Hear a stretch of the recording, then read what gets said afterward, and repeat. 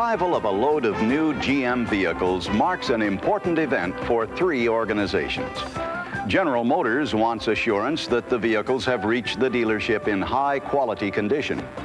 The carrier representative wants to deliver the load damage-free. The dealership wants to receive the vehicles in perfect condition, ready for pre-delivery inspection.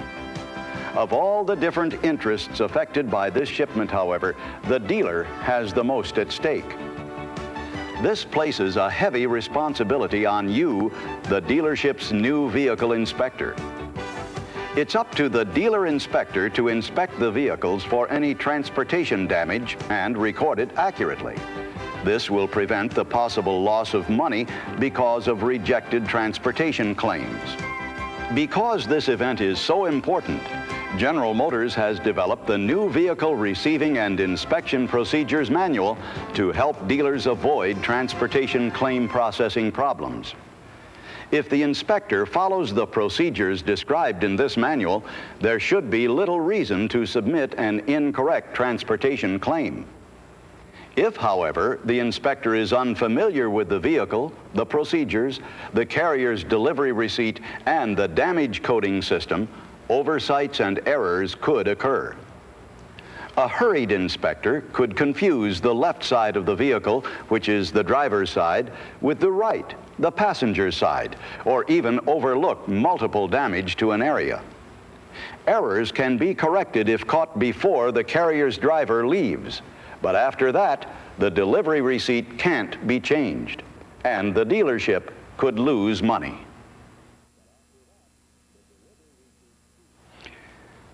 The interests of three parties, a large number of items to inspect on various model vehicles, a tight schedule, and errors can be very costly to the dealership. It's a challenge for the new vehicle inspector to be thorough, accurate, and professional. Developing the technique of new vehicle inspections takes a little preparation, some guidance, and careful study. Your GM Service Policies and Procedures Manual provides the most complete information. Always refer to it when you have questions. But most of the time, the new Vehicle Receiving and Inspection Procedures Manual is your key when inspecting new vehicles. It shows you how to use two basic tools: the carrier's delivery receipt and the 5-digit damage code system. Proper use of the damage code system is critical. It must accurately describe the damage and be compatible with the labor operation on the repair order. In fact, the major cause for rejected transportation claims is incompatibility between the information on the carrier's delivery receipt and on the repair order. It stands to reason that recording the damage codes correctly during vehicle receiving is the critical step in the transportation claims process. Let's review the inspection procedure using the manual as our guide. Think of the inspection procedure in two parts: the required on-the-spot inspection with a carrier representative present, and permitted procedures for reporting transportation damages after the carrier has left the dealership. Let's start with an on-the-spot inspection. We begin with some of the human factors, the dealer-carrier relationship. The vast majority of the time, you'll receive damage-free deliveries. In these cases, merely sign the delivery receipt and give the proper copies to the carrier representative. The carrier is not required to sign if there is no damage, but be prepared to accurately record all transportation damage you find. When damage is noted, it's important that the carrier representative sign their full name on the delivery receipt. A simple reminder as you hand them the delivery receipt will probably do the trick. A major part of the receiving procedure is the walk-around inspection. Regardless of the GM vehicle you're inspecting, the recommended path of inspection is the same. You start with the left or driver's side.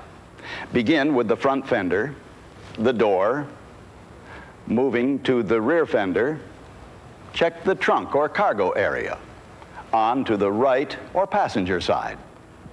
Next is the front end, followed by checking under the hood, the roof, and the interior. Finally, inspect the undercarriage.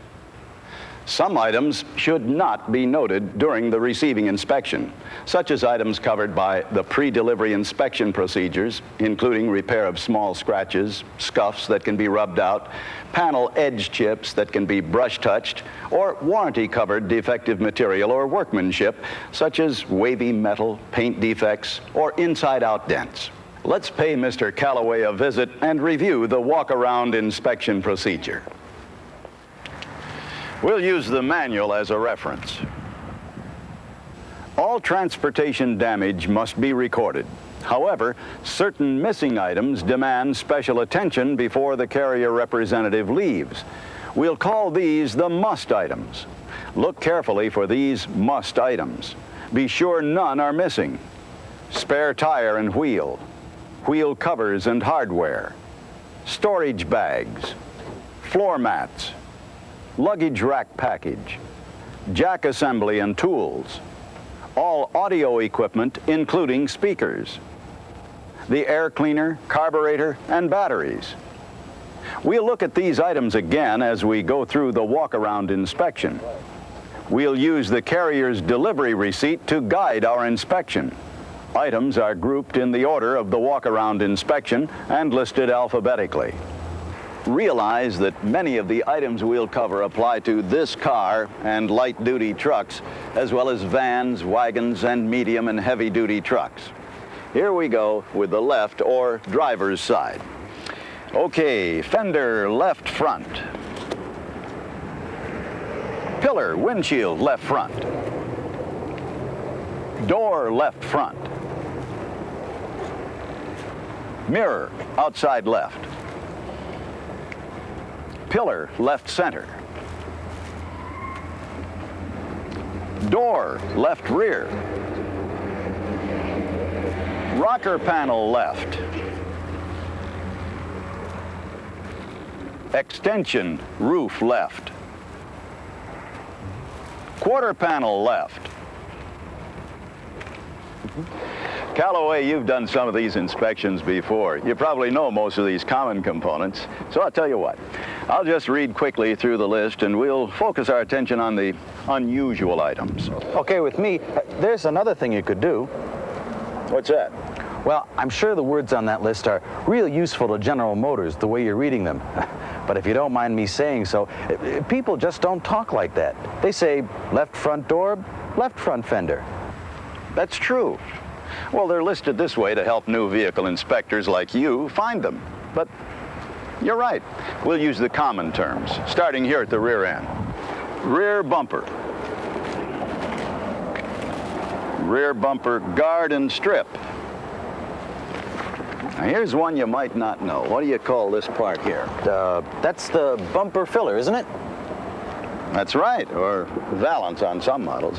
Now, let's go on. Now, there's the deck lid. How about the rear end panel? Where's that? Must be this part here. The panel below the deck lid. Hey, nice one. Let's see. Back glass, rear lamp. Where's the rear compartment front panel? Rear compartment must mean the trunk. It's probably that panel there, right above the deck lid. That's right. Let's take a slow look around the trunk and cargo area. Now, we already reviewed the list of items that could be missing. You remember the list of must items that could be missing? Sure. How many can you name? Well, there's the floor mats, spare tire and wheel covers and hardware, jack assembly and tools, audio equipment, including speakers. Plus storage bags. Hey, not bad, Calloway. That's everything that could be in the trunk. And don't forget, these items must be checked with the price label to be sure they're correct. On some vehicles, such as station wagons and small trucks, there may be a luggage rack package also stored at the rear. Now, the right side is just like the left. How about if you give it an inspection?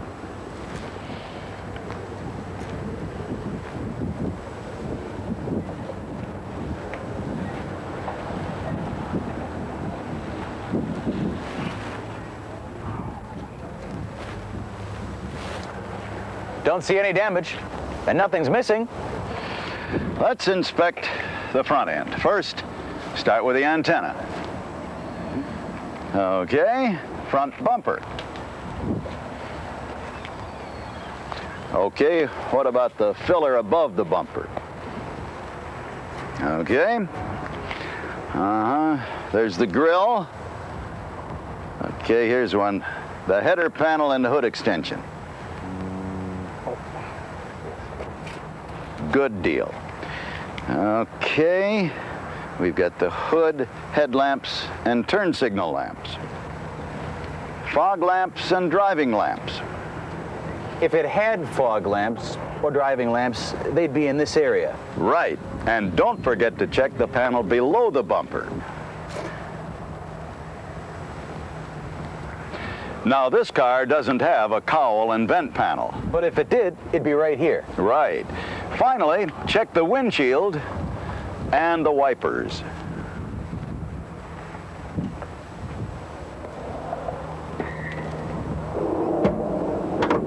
Now, under the hood. Here's where some must items could be missing. That's right, but which ones? Well, battery, air cleaner. What about the carburetor? Yeah, that too. Now, the roof. There's the drip rail. Point out the roof extension. Right, and don't forget to check the roof panel itself.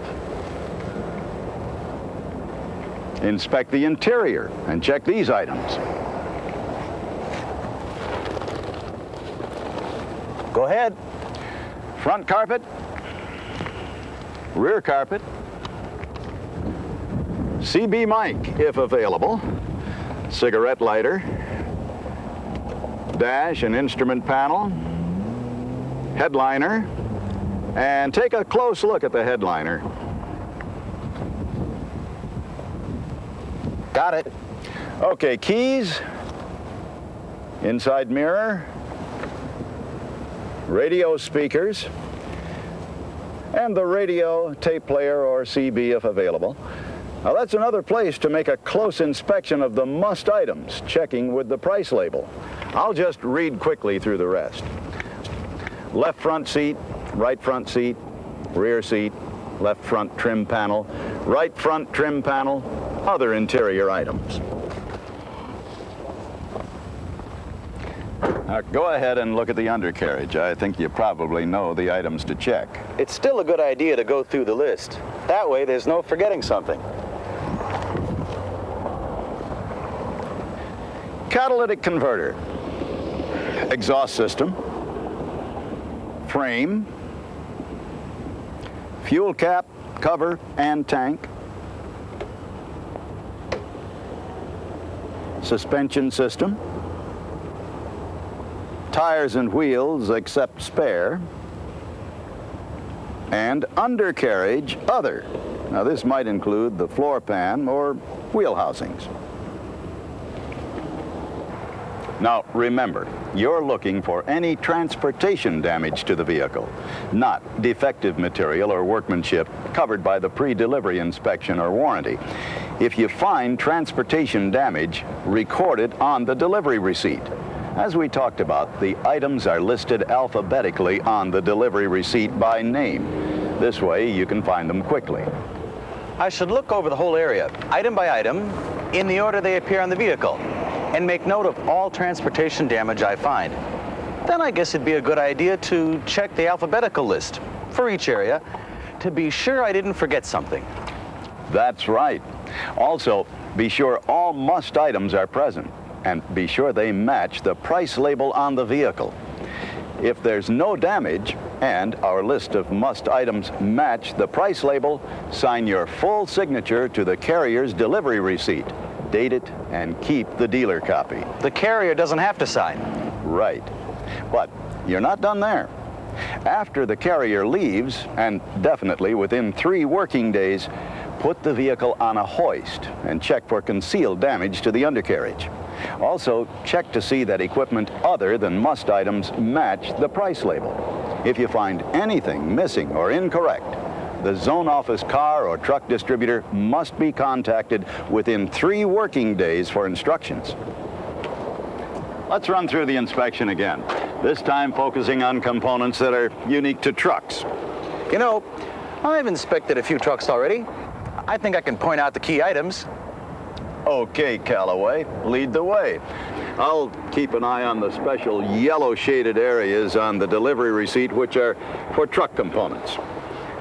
Well, there's the left rear corner of the cab, the left side of the cab,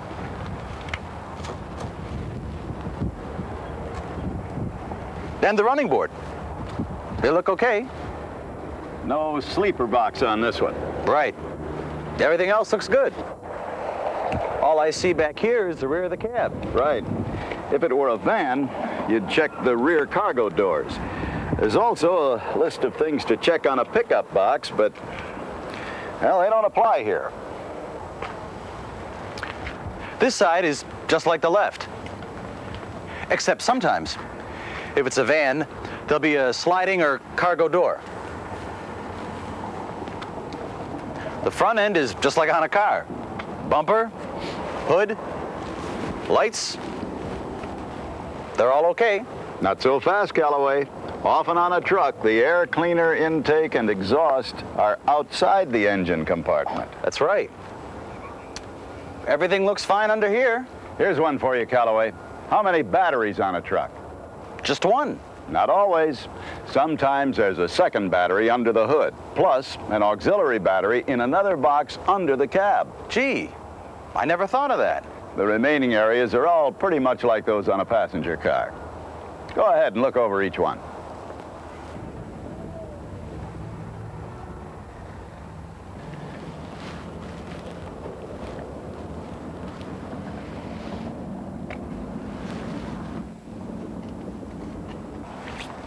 It's clean. That's basically it. And if you ever have questions, don't be afraid to ask your management for answers. Now, let's review some special notes that you should keep in mind on different types of vehicles.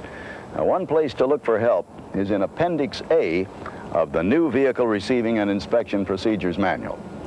It has illustrations of many special vehicles. Now, let's take a look at a few special cases.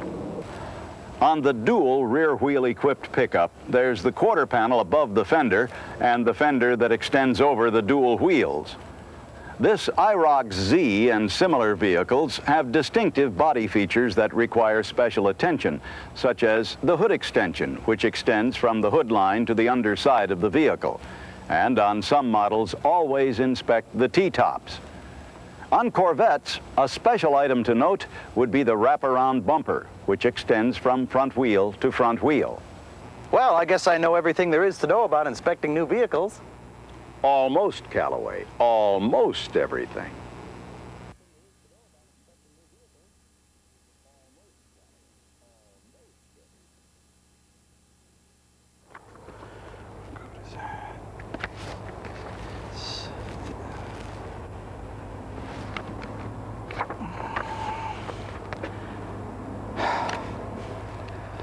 I guess I should approach receiving and inspecting vehicles more seriously.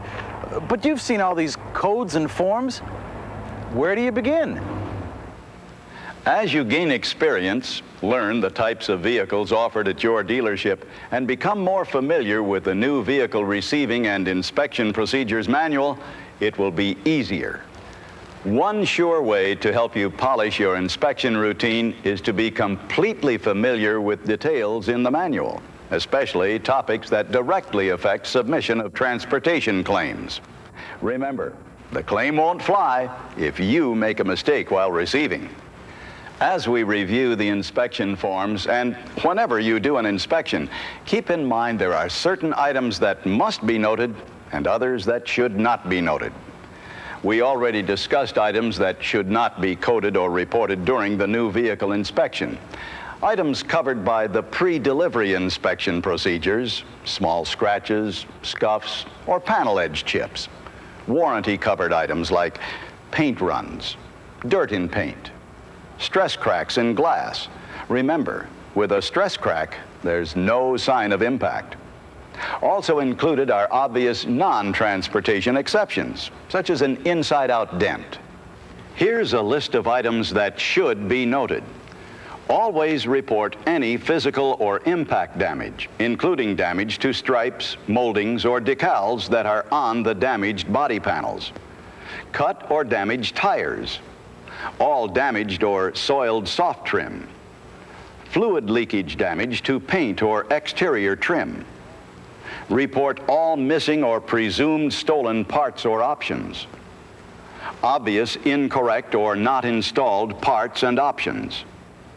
Damage to the catalytic converter, oil pan, muffler, and fuel tank. On these items, minor scrapes or dents up to 1/2 inch deep do not affect performance. Damage to windshields should be reported. That's what to look for in general. Now, let's go over specifics, beginning with the carrier's delivery receipt. At the top of the forms, there's descriptive information, including the vehicle identification number. Make sure you have the right delivery receipt for the vehicle you're inspecting. Below that is the section for entering damage codes, arranged in the order of the walk-around inspection with alphabetical lists of components for each vehicle area. Look at the column headings, area description, and the letters DT and S. There's a special block at the lower right for noting multiple damage to the same area. In the column labeled Area Description, notice the number listed at the right of each component entry. This is the damage area code. For example, door, right front, which is code 12. These numbers were created for the computer processing of transportation claims. The damage area code is the first 2 positions of the 5-digit damage code. Sometimes, depending on the vehicle you're inspecting, the damage area description won't match the component exactly. In this case, refer to Appendix A in the manual for a detailed description of the damage area codes. For example, the damage area code 21, back glass, includes tailgate, liftgate, hatchback, and rear glass. Code 84, tools and jack, also includes crated parts on trucks. If the crate or box has been opened, be sure to note that fact on the delivery receipt in the remarks area. And Code 55, cargo area other, covers vans, Suburbans, station wagons, and hatchbacks. The load storage area behind the rear seat could include such things as mats and spare tire cover. Turning back, we find the column headed with the letters DT. This is the place for the inspector to enter the damage type code, and the column labeled S is for entering the damage severity code. Let's first look at damage type coding. Moving to the bottom of the delivery receipt, damage type codes listed under special codes and items generally apply to glass, moldings, and other attaching parts. Codes listed under other than special codes and items generally apply to panels. When looking up codes, always check first for these special ones in the left-hand list. Code 34 is for chipped panel edges. Code 25 is for decal or paint stripe damage. Code 30 is for fluid spillage. Code 30 describes discoloration of an exterior surface caused by a fluid substance. It is not to be used to describe interior discolorations. Another thing that an inspector must keep in mind is that glass is treated separately. Code 21 is for glass that has been broken into separate pieces. This should not be used to describe cracked glass. Should you find a small fragment of glass missing as a result of impact, that's Code 22, glass chipped. If the glass is cracked as a result of impact, but the pieces remain together, use Code 20, glass cracked. In this case, you should see evidence of the impact. Code 23, glass scratched, is used to describe a scratch to the glass caused by an object moving over the surface. Codes 37 and 38 relate to hardware. Code 37, hardware exterior damaged, should be used for attaching parts not described by other codes. This includes items damaged by impact, for example, door handles or key locks. On trucks, this includes grab handles, floodlights, and air horns. Code 38 is used for hardware exterior loose or missing. Again, this is used to identify attaching parts not described by other codes, including a loose or missing door handle, or on trucks, grab handles, floodlights, and air horns. Here are the additional special damage type codes. Special attention should be given to these codes, especially when multiple items are damaged, such as a dented panel with a damaged molding. Code 36 should be used when a part or option is not as invoiced. For example, if the invoice lists white wall tires and the vehicle arrives with white lettered tires. If you don't find the code that describes the damage in the list of special codes, search the right-hand side of the damage type codes block for other than special codes or items.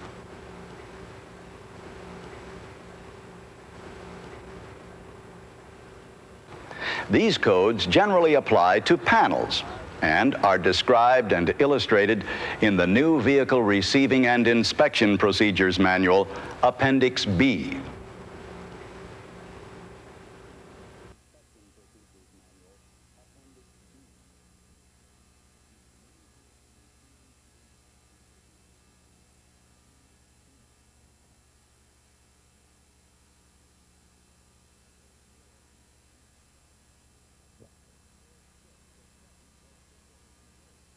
Code 09, scuffed, applies for a scrape that doesn't break the surface material.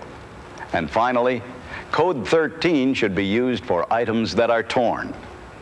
In addition to knowing the area and type of damage, General Motors needs to know how severe the damage is.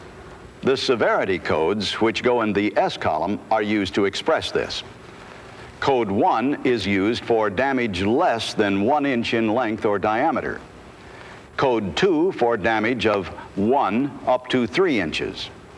Code 3 for damage between 3 and 6 inches. Code 4 for damage between 6 and up to 12 inches. And Code 5 for damage that covers over 12 inches. Code 6 is special and is used for an item that may require replacement. Code 6 is also used for severe damage or when a part is missing. Just to be sure this is clear, let's look at an example. The code should be selected to define the extent of damage, not the area affected during repair. Below the section for entering damage codes, there's a block containing tips to help you avoid making notating errors. They include many of the items we've discussed, such as coding the DT and S columns, remembering to determine right and left as if sitting in the driver's seat, using the multiple damage blank areas. Another regards the special damage type codes items, using the remarks section, and that shaded areas on the form apply only to trucks. That's the basic layout of the carrier's delivery receipt and a description of the codes. But your big responsibility is using the 5-digit damage code system correctly and completely. Now, suppose the left front door is dented about 4 inches in length. The first 2 digits describe the area, door, left front, which is code 10. The third and fourth digits describe the damage type, dented, which is code 04. The fifth digit identifies severity. In this case, the damage is 4 inches, which is between 3 and 6 inches. The proper code is 3.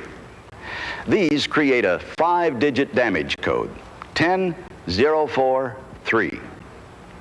Let's try another example, only this time we'll do one with multiple damage. The first thing to remember is when you see a vehicle with obvious panel damage, you should think of multiple damage to the same area. such as moldings and emblems, decals, and marker lamps. All may have been damaged as a result of the same impact. Now, let's go further with our first example, the dented left front door. Suppose the example included damage to the body side molding on the same door. Since we've already used the DT and S boxes next to damage area code 10, door left front, for the molding damage, we must use a line in the blank area at the lower right of the coding area. Here is where multiple damage is documented and where we'll record our molding damage. The 5-digit damage code for this would be door left front code 10. Molding damaged, which is special code 18. And the part will require replacement, which is severity code 6. The 5-digit damage code is 10-18-6. There's another type of reporting required for major damage to a vehicle, such as a roof panel, substantial body damage, fire damage, or damage requiring welding. Reporting for this kind of severe damage requires a call to the zone office before the carrier representative leaves. When it comes to severe damage, carefully follow the directions in your Service Policies and Procedures Manual. We've pretty well covered how to use the carrier's delivery receipt. There are, however, special cases when a different form is required to record damage during the new vehicle receiving and inspection process. That form is called the Transportation Claim Letter of Notification. The letter of notification is used in 3 situations: for deferred inspections, for reporting concealed damage, and when there are insufficient copies of the carrier's delivery receipt. First, we'll cover the deferred inspection.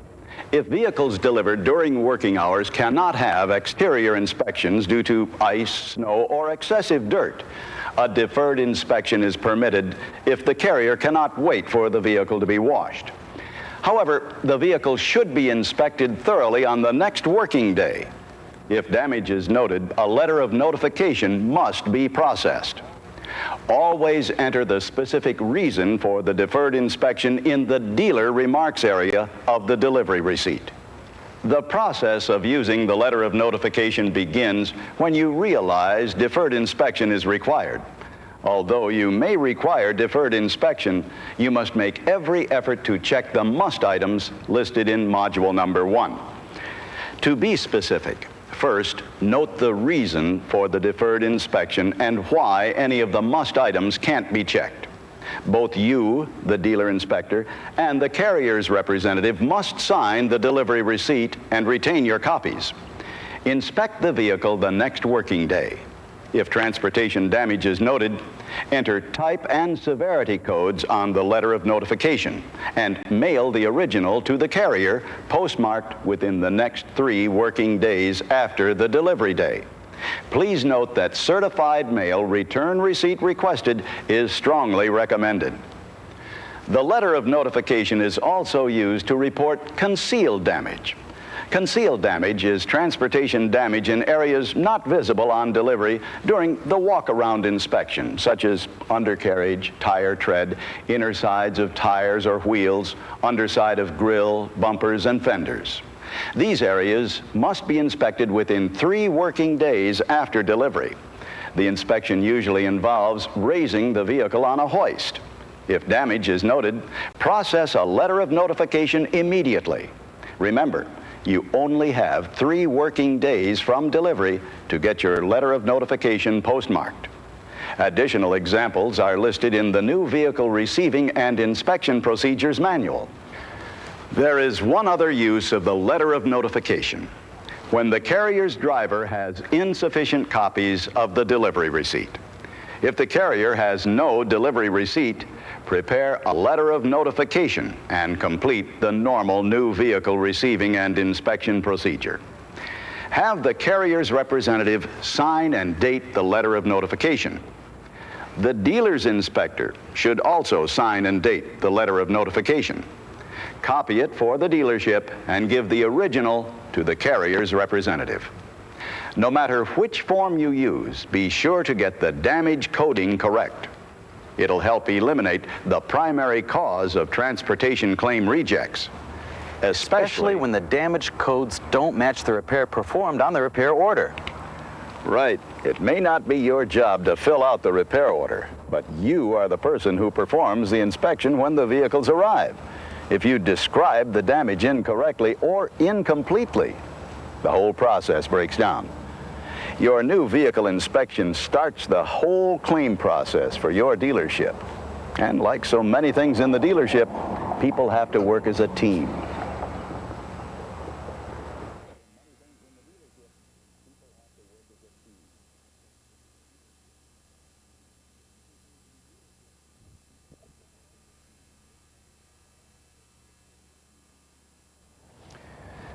Well, Callaway, we've covered all the basics of receiving and inspecting new vehicles. But as I said, it takes experience and a sense of professionalism to do it right. I'm going to give you and the audience a chance to see how much was learned from our discussions. Let's go over some examples. You can use a letter of notification form to simulate the carrier's delivery receipt. And to help you review the codes, you should have your new vehicle receiving and inspection manual handy. This mark represents a dent. Now, write the correct damage code to describe this damage. The people viewing our program can also write the codes for this damage during this brief pause, or stop the tape if more time is required.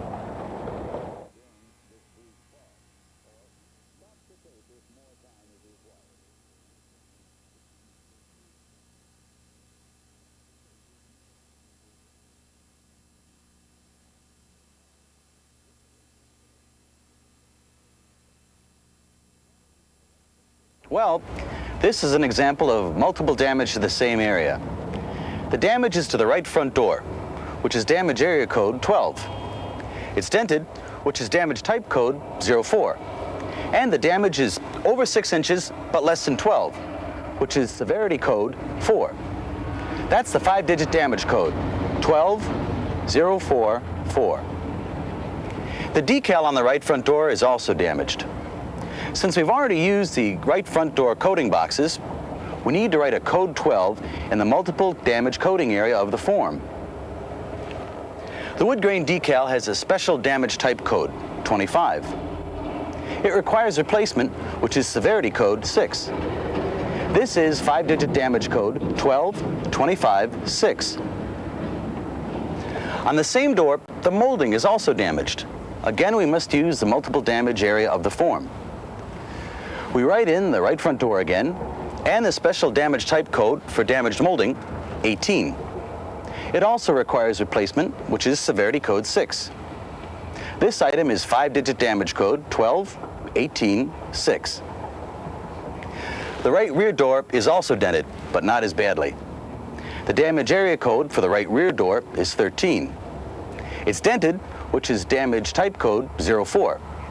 And the extent of the damage is over 3 inches, but less than 6 inches, which is severity code 3. The wood grain decal is also damaged on the right rear door. Again, we must use the multiple damage area of the form. The damage area code is again 13. The damage type code is special code 25 for decal damage, and we use severity code 6 because it requires replacement. How about this one? A paint chip 1/2 inch in diameter on the hood. Under the hood, the air cleaner is missing. Stop the tape again if you need more time.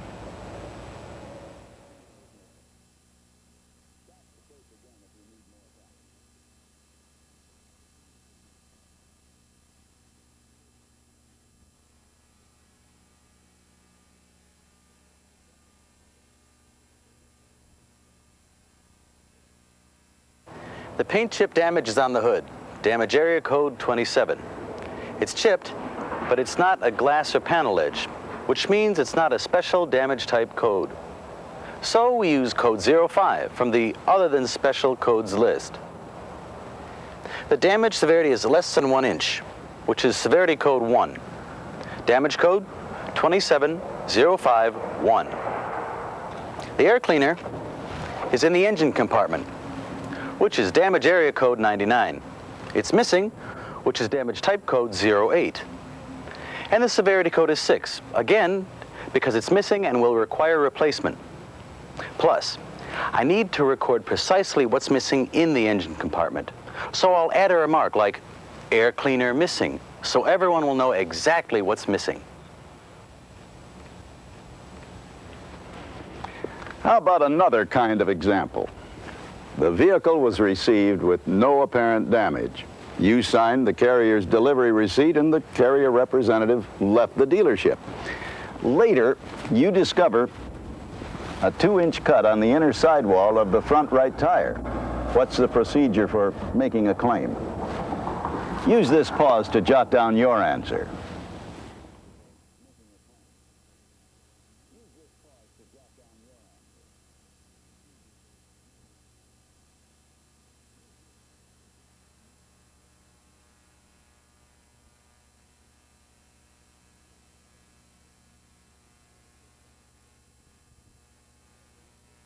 Process a letter of notification.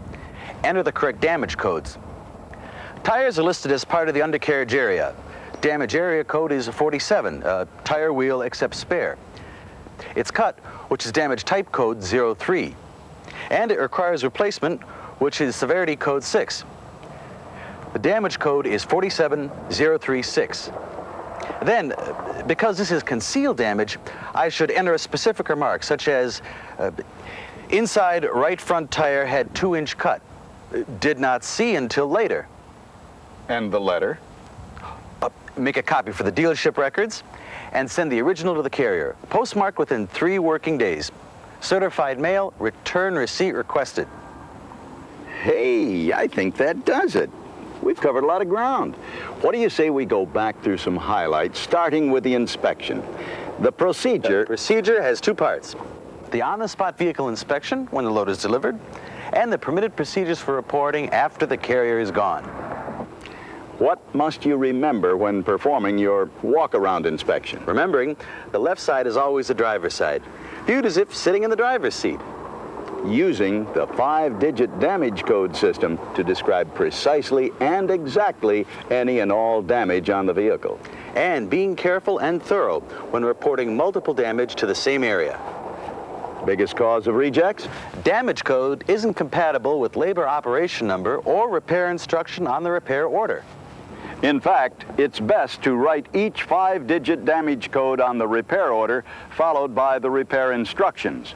Be sure to leave room for repair information and the labor operation number. This way, when the transportation claim is prepared, the correct 5-digit damage code will be matched with the correct labor operation number. There's no confusion. And for details, know the procedure. Plus, I can always call my service manager if I need help or clarification. Now, for additional details, including procedures for covering deliveries during non-working hours, deliveries to bodybuilders, truck parts removed for shipping, or for inspecting severely damaged vehicles, refer to the Service Policies and Procedures Manual. And keep the new vehicle receiving and inspection procedures manual handy for quick reference.